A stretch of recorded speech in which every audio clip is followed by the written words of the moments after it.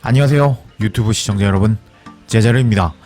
손흥민 선수의 토트넘의 모든 소식 전해드리려고 노력하는 제자르의 2024년 8월 14일 두 번째 영상이 되겠습니다. 오늘 얼리 모닝에 전해드린 소식에서는 제드 스펜스가 토트넘에서 기회를 잡았다는 소식과, 그리고 손흥민 선수가 또 프리미어 리그에서 어떤 통계에서 1등을 차지했다는 소식 전해드렸습니다.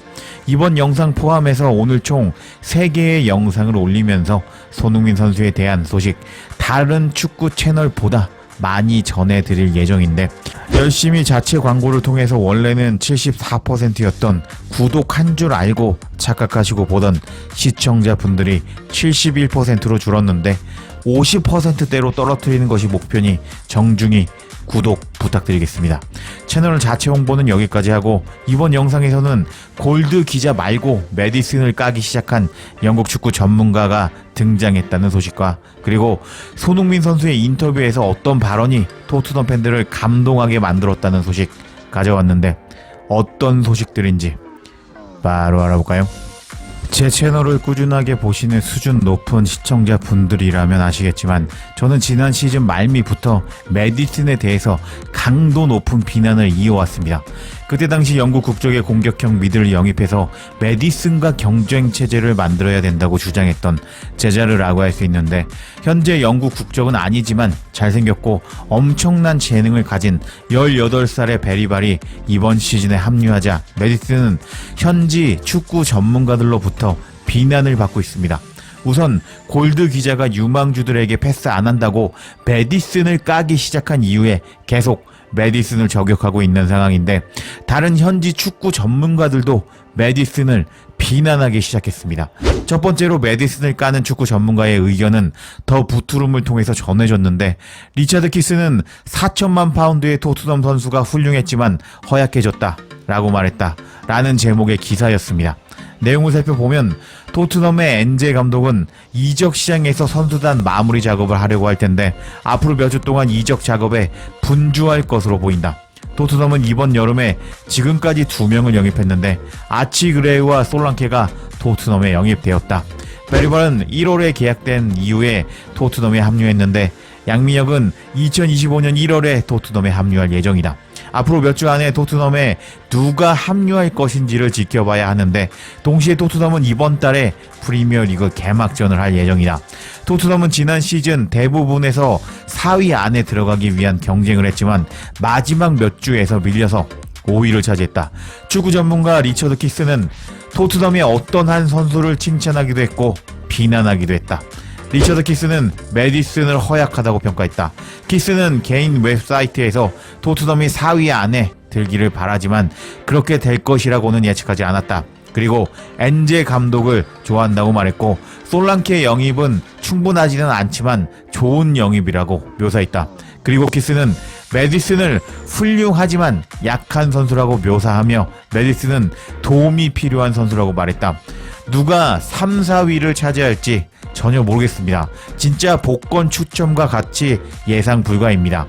하지만 토트넘이 4위 안에 들기를 바라고 있습니다. 저는 엔제 감독을 좋아하지만 토트넘이 한 시즌 내내 잘할지에 대해서는 확신이 없습니다. 솔랑케는 좋은 영입이지만 솔랑케 영입만으로 충분하지 않습니다. 그리고 메디슨은 훌륭했습니다. 더 이상은 훌륭하지 않고 허약합니다. 메디슨은 미드필더 지역에서 다른 선수들의 도움이 필요합니다 라고 말한 리처드 키스였다. 이렇게 리처드 키스의 평가를 전한 더 부투룸은 코멘트하기를, 메디슨은 지난 여름에 토트넘에 영입되면서 화제가 되었고 지난 시즌 초반 몇 주 동안 인상적이었다. 하지만 4천만 파운드 700억짜리 메디슨은 부상에서 복귀 후에 예전과 조금 달라졌다. 메디슨은 지난 시즌 형편없었고 그래서 유로 2024 잉글랜드 국대에서 떨어졌다.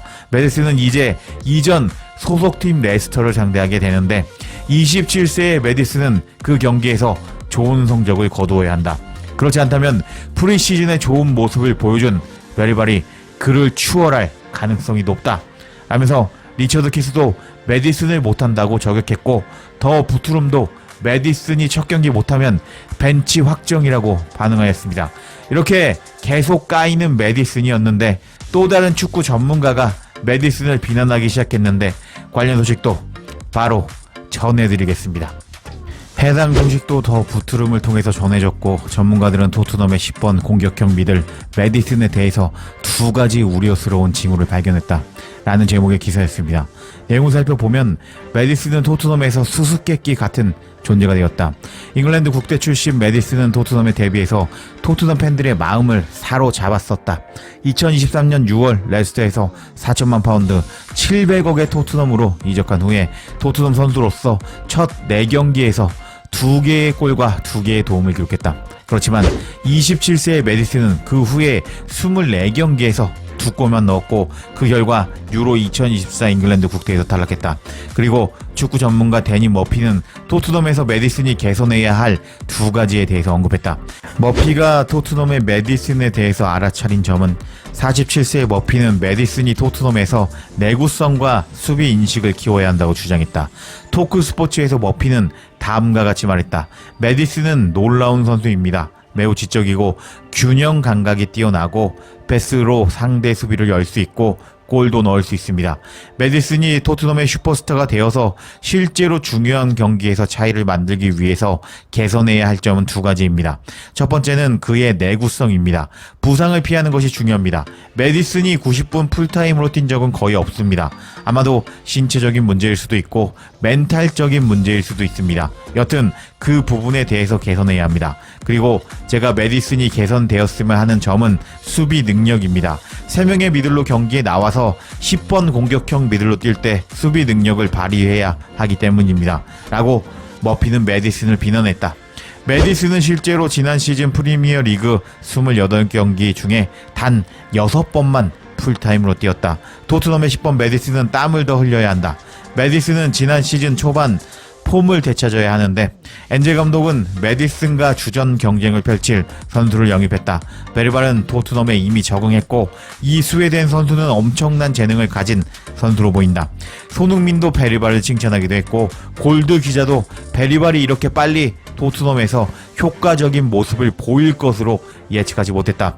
아치그레이도 리즈에서 3천만 파운드에 이적했는데, 메디슨은 원래 공격형 미들이지만 베리발과 그레이도 메디슨과 비슷한 지역에서 경기를 하는 것을 좋아한다.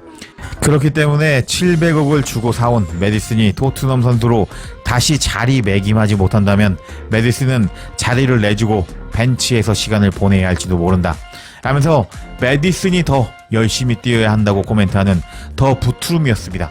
메디슨이 수비 안 한다고 비난을 받은 상황이라고 할 수 있는데, 메시나 홀란드가 수비 안 한다고 비난받는 거 보셨나요?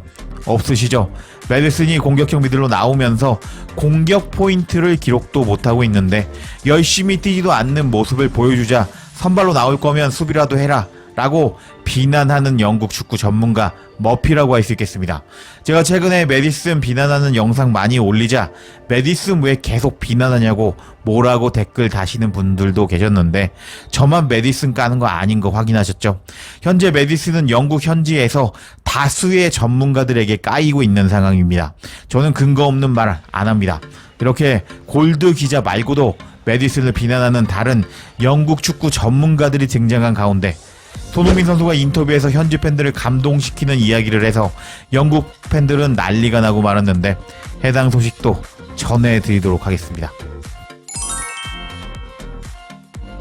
Last question for you, Sonny. We've talked about this enough. You recently turned 32. You're about to start your 10th season. Why do I keep bringing this up? Mostly because I want to know, have you started to think about what your legacy will be here, how you'll be remembered by this club, by these fans, and what you need to achieve to cement it? There's only one thing in my mind. It's easy to answer. So I want to win. I want to win a trophy, So win a trophy to bring success to the team. Where, especially when you're captain and win the trophy, this means something will be very, very special to me, and also to my family, also to the club, and also to the squad. So, I mean, I will do anything for this, and I'm not calling I'm legend from this club right now. I want to maybe win something.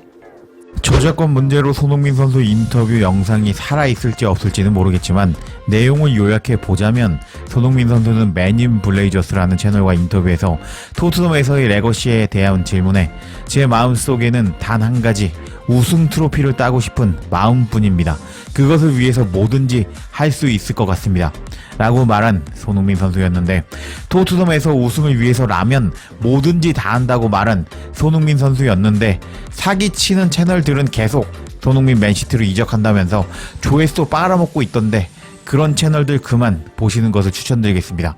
언제 영상 한번 만들어서 사기 채널들 리스트 쫙 부려보도록 하겠습니다. 이렇게 손흥민 선수가 무슨 일을 해서든지 우승을 하고 싶다는 발언에 토트넘 현지 팬들은 감동하며 난리가 나고 말았습니다.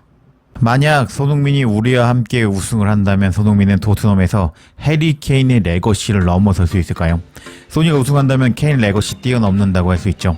저는 케인이 독일에서 복귀해서 토트넘에서 우승한다고 하더라도 의미 없다고 생각합니다. 소니는 토트넘을 떠나려는 시도조차 안 했거든요. 16년간 우승 없는 토트넘에서 주장을 맡은 손흥민인데, 우리가 우승한다면 수년간 기억될 거라는데 동의합니다. 난 아니야. 과거 토트넘도 우승했었어. 기록적인 골잡이는 케인뿐이야.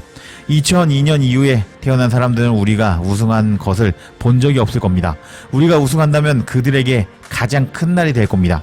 소니는 우리 역사상 3번째로 많은 골을 넣은 선수로 은퇴할 것인데, 만약 소니 주장 체제로 우승한다면 상당히 의미가 있을 것 같습니다. 우승한 팀의 주장은 우승하지 못한 선수보다 더 큰 레거시를 가지고 있다고 할 수 있지.